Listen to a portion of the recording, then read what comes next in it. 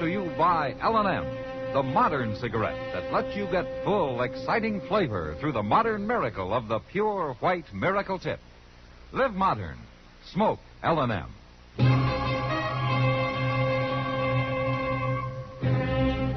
Around Dodge City and in the territory on West, there's just one way to handle the killers and the spoilers, and that's with a U.S. Marshal and the smell of Gunsmoke.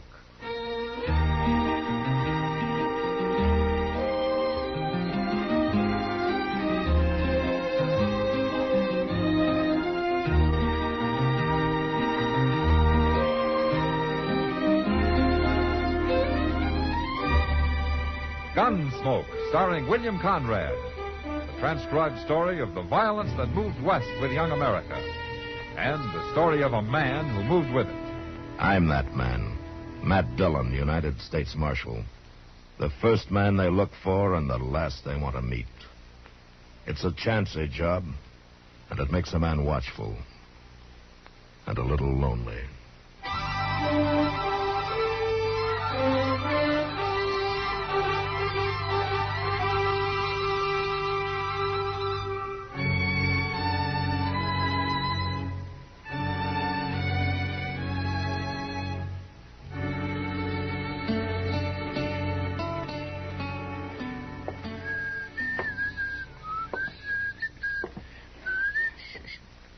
Well, my goodness. Now, if that sure don't beat all. What's the matter, Chester? Odie Perkins, coming down the street there with a mat on so thick you can feel it right through the window. Oh? Odie's not a man to get tempered easy. Well, he sure is now, Mr. Dillon. He's so doggone riled, he's leaving a blue streak behind him. It's the gospel truth, look. That can't be anything serious. Marshal Dillon. Oh, morning, Odie. Marshal, I'm here to call on the power and protection of the law in all its majesty and might. Well, that's a pretty tall order, Odie. You got some reason for needing the law? Reason? I got reasons that go back as far as 15 years. Marshal, I want to swear out a complaint, injunction, a bench warrant, whatever it is it takes to get a certain low-life scum evicted from the premises, run out of Dodge, banished from the territory, and horsewhipped to boot if you can work it in somehow. What's this certain person done, Odie, to deserve that kind of... It ain't what he's done as much as what he is, and I ought to know it long before this, but he sure had me fooled.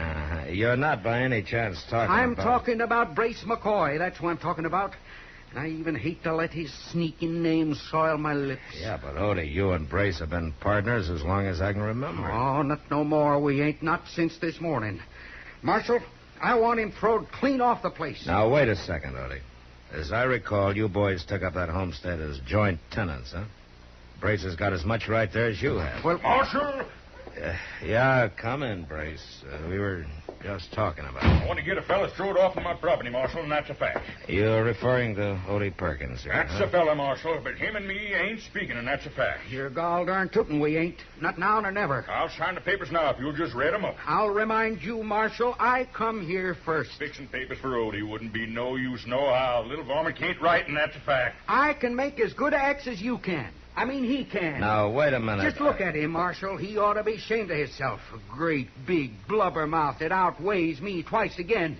And he comes in here sniveling for the law to help him out. Just He a keeps minute. prodding me, and I'm going to whop him good, and that's a fact. Not while I'm wearing this here six-gun. You ain't gonna whop nobody. I mean, he Will you ain't li- gonna. Will you shut up, both of you? Now, who started all this ruckus? It's personal, Marshal. Me, I'd rather not say. Uh-huh. Well, that's just fine. For 15 years, you've ridden together, finally took up land together, and all of a sudden you start sidling around with your hackles up, ready to throw lead at one another. And you won't even say why, huh? Just getting particular who I live with, all. I want him out of my house, Now, Marshal. get this straight, both of you. You own that farm jointly, and I got no legal reason to throw either one of you off. So until you settle your differences or sell out, you're going to make the best of it. I already offered to buy him out. I ain't budging, and that's a fact. All right. If you can't settle it yourselves, I'll settle it for you. Chester. Yes, sir. Will you hand me those cards over there? Yes, sir. Here you are, Mr. Dillon. Yeah. Now, as I recall, you've got a fair to middling house out there and a mighty good barn. Until you sell, you got to stay on the place to take care of the stock. All right. Now, one of you lives in the house and the other one in the barn, and you'll leave each other alone. Is that completely clear? All right, Brace, you cut first. High card takes his choice. Well, all right. 10. That's good. Ain't as good as a queen. All right, what's your choice, Odie? The barn. It smells better than McCoy. Odie, you come around my house, and I'll break you in half. That's a fact. Step 1 foot in my barn, I'll blast you full of holes. Now, remember what I told you, both of you. You leave each other alone. Guess I better get back out to my house. Good day. I'll be going to my barn now, Marshal. Much obliged. Why don't you stand in the breeze a little while, Odie? You might cool off a little. Well, I declare, if that don't beat all. I guess 'tain't nothing serious, so. It's not like him, Chester. I'm afraid it is serious. I just hope it don't get more so.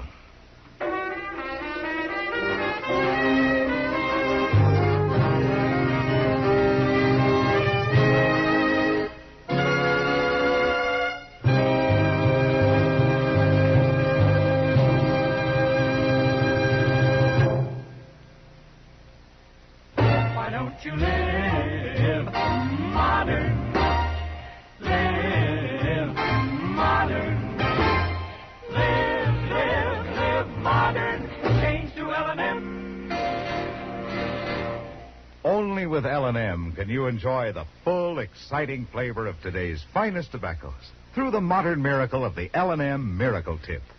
Through the pure white Miracle Tip, L&M tastes richer, smokes cleaner, draws easier. No other cigarette, plain or filter, gives you all the flavor you want. The rich, exciting flavor you get only from L&M.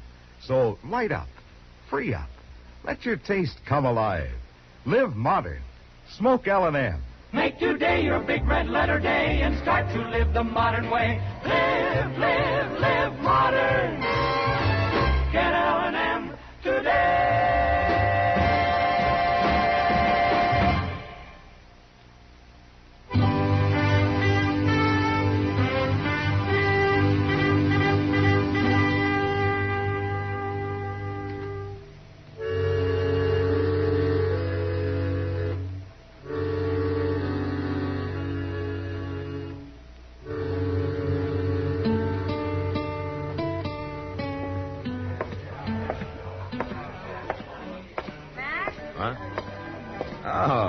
Hello, Kitty.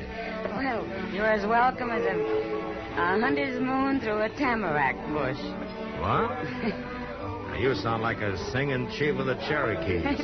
No, Kiowas. That's a tribe. Whose tribe? Summer Doves. She spent the afternoon helping me sew costumes. Summer Dove? Huh? You remember her, Matt. She's that Indian girl who left the reservation last spring and came into town to work for Ma Smalley at the boarding house. Oh, yeah, sure, I remember. She's a good seamstress. A real good cook, too, I hear. Oh? Yeah, she's sort of lost since Ma Smalley went back east. Hey, look. She did most of the work on this costume. Do you like it? Well, it doesn't look like that one took much sewing, Kitty. This is the kind where the sewing's important. Yeah. I guess a lot depends on it. Huh? How about having a drink with me, huh? I tasted the morning wind from the south, and my heart beats the lark song. What's that? It means I'll have a drink with you. Oh, okay. Wait a minute, Kitty. Matt? Yeah, what's the matter, Doc? Well, man, I just drove in from up towards the flat. And I passed the McCoy Perkins farm on the way. Yeah? You better get out there, man, before those two kill each other. What do you mean? Why, they got a confounded war going on. One of them's barricaded in the barn, the other's holed up in the house. And they're firing bullets back and forth so fast, it sounds like the Battle of Shiloh. Now, I haven't heard from them for 3 days. I was hoping maybe they'd cooled off by now. Cooler? They didn't sound very cool when I came by. Kitty, it looks like you'll have to stretch out that lark song a little, huh? It's all right, man. Okay. Some other time.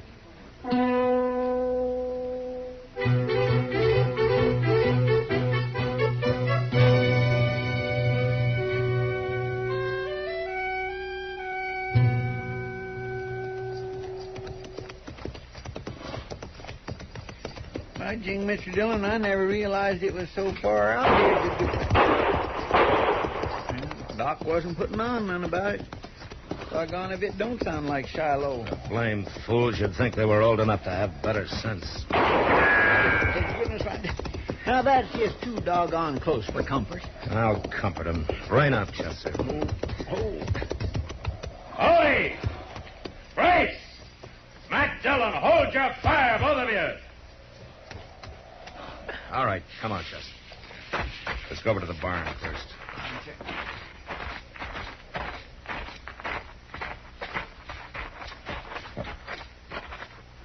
Odie, you in there? You darn tootin' I am, Marshal.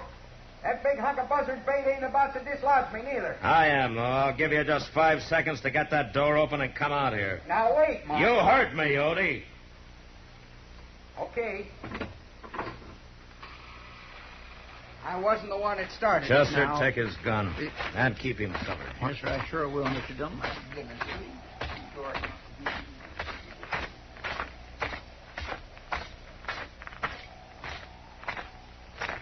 Brace, What do you want? you gonna open that door or you want me to shoot it open? Now, Marshal, I'll open it. Ain't no call to get all angered up, and that's a fact. All right, I'll take your gun, Brace, and that's a fact. Here, give it to me. All right, come on out here.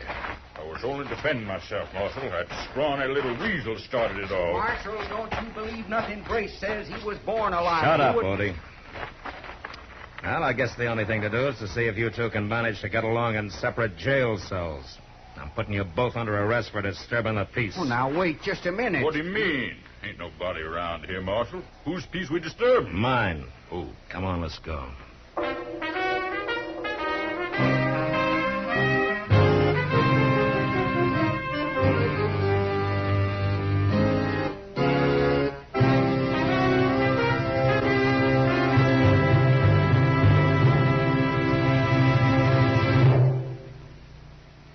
Why don't you live modern? Live modern. Live modern. Change to L&M. L&M is the modern cigarette that lets you get all the full, exciting flavor of today's finest tobaccos. No other cigarette you can buy, plain or filter, gives you the flavor that you get through the modern miracle of the L&M Miracle Tip. Through the pure white Miracle Tip, L&M tastes richer, smokes cleaner, draws easier. So light up, free up, let your taste come alive. Live modern. Smoke L&M. Make today your big red letter day and start to live the modern way. Live modern. Get L&M today.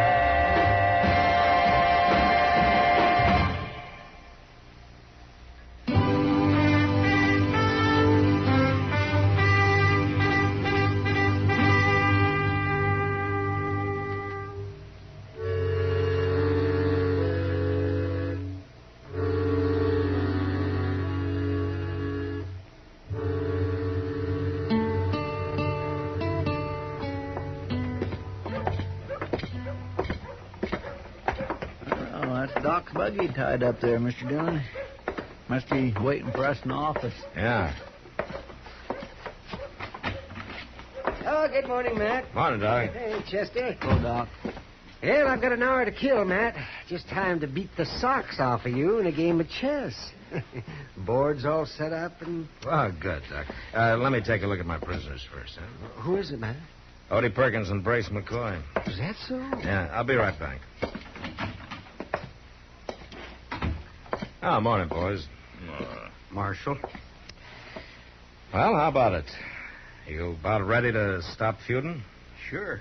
Brace will get himself off my property, I will. I ain't even to budge, Marshal, and that's a fact. You kind of like it here, huh? Man can't go back on his principles, Marshal. He ain't got no more principles than a hungry coyote. All right, that's enough. You act like a couple of wet roosters. You can't even remember what the whole thing started about. I remember I'll tell you what it started about, Marshal. It started because Brace didn't figure I was fancying his victuals up enough to suit him. For a whole week, Marshal, he didn't fix nothing but flapjacks in the morning and hominy grits at night. With side meat in 'em. Weren't side meat. It was sow belly and it weren't fit to eat. You know what he done, Marshal, when I put them grits on the table? He throwed them on the floor and tromped all over them with his boots on. That's all he was fitting for. I wouldn't throw vittles like that in the hall. I seen many a day you'd be glad for. Now, wait a minute. Is this the truth? Is this what this whole thing's all about? Well, it's what it started about. But it ain't what it's about now. Not anymore, it ain't, Marshal. No, sir. It's a lot more than that now. I come to realize I've been keeping a viper in my bosom. You can be mighty mistaken about a man, Marshal, and that's a fact. Yeah. But you two thought well of each other for years. Now, it seems to me a friendship like that ought to last over at least one fool argument.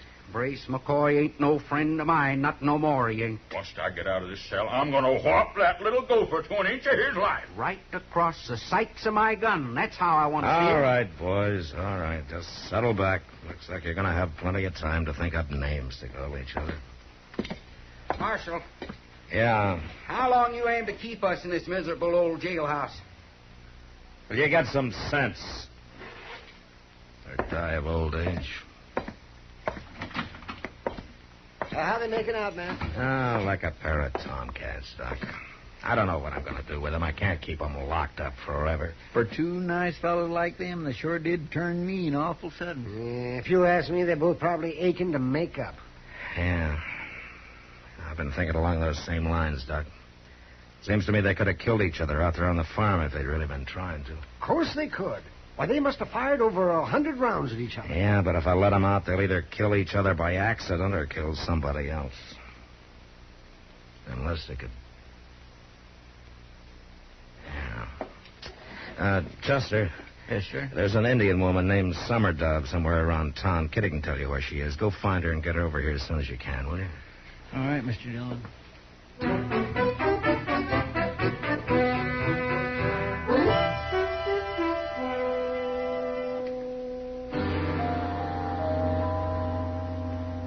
Boys, this is Summer Dove. These are the two men I was telling you about, Summer Dove. The short, skinny one is Odie Perkins, and the fat one's Brace McCoy. How do? Howdy, Miss Dove. Glad to know you, man. Summer Dove's one of the best cooks in Ford County, boys. Ma Smalley taught her how. So? Now, she needs a place to live. She'll work for her keep. What are you getting at, Marshal? Well, you boys got a place out there that you're not using, that lean-to against the barn. It might be fixed up pretty comfortable. Like I said, Summer Dove's a mighty fine cook. All right. I'd be proud to hire on Miss Summer Dove, Marshal, providing you fix it to keep that ornery sidewinder away from my property. Ah, sidewinder, you... Brace, you come within 20 yards of me, you better come a shooting. All right, boys, hold it. Well, Summer Dove, these are the two men I thought you might like to work for, or one of them, more likely. One man, two men, makes no difference. All right. You wait out in the office for me, will you? Me go. Yeah.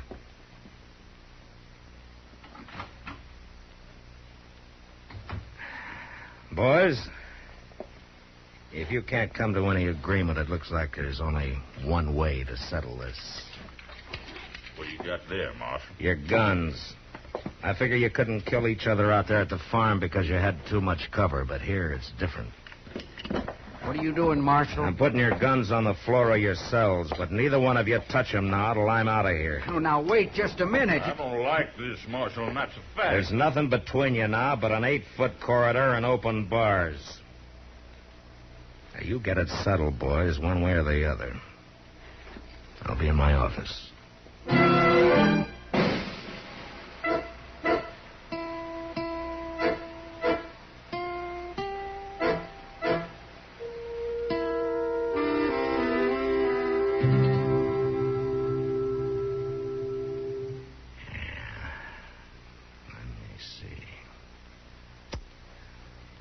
Yeah, I think that'll do it. Oh, Mate, Doc. doggone you, Oh, that was a sneaky move. Yes, it was, if I ever saw one. Yeah, it was. I swear I can't get over it, Mr. Dillon. Odie and Brace walking out of here that way, arm in arm, like there hadn't never been no crossword between them. Well, it's like Doc said, Chester. They were anxious enough to make up. All they needed was a push. Well, you sure did take a big chance, though, giving them their guns back. They didn't want to kill each other. Somebody just had to make them realize it, that's all.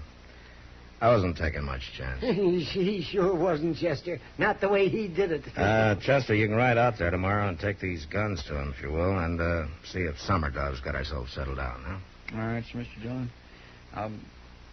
What do you mean, Doc? Not the way he did it. Just that, Chester. Matt doesn't take any chances. You don't call that taking a chance when they might have killed each other? Not with the blanks he made and put in their guns. He made blanks? Sure, like those actors use on the stage. What? Oh, of course, I figured what he was up to. He didn't fool me any. Well, you sure fooled me, Mr. Dillon. I was sitting here on pins and needles just waiting for the sound of death. Oh, you're an easy mark, Chester. You know, Doc, I was pretty sure about those fellas all the time. You were? Yeah. You see that whiskey bottle out there? Of course I see it. Why? Blanks, Doc?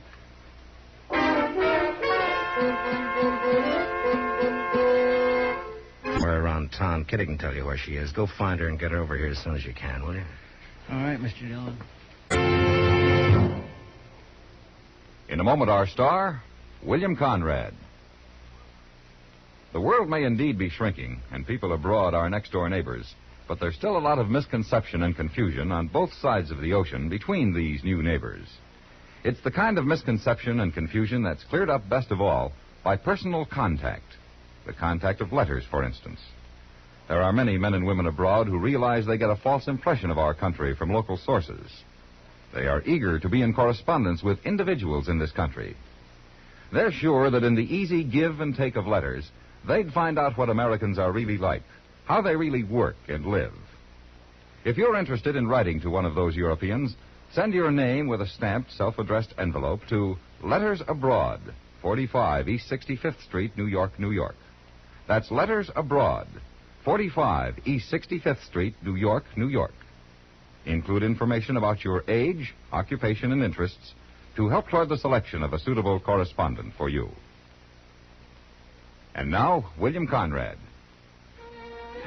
You know, there weren't too many formal burials on the frontier. Usually the dead man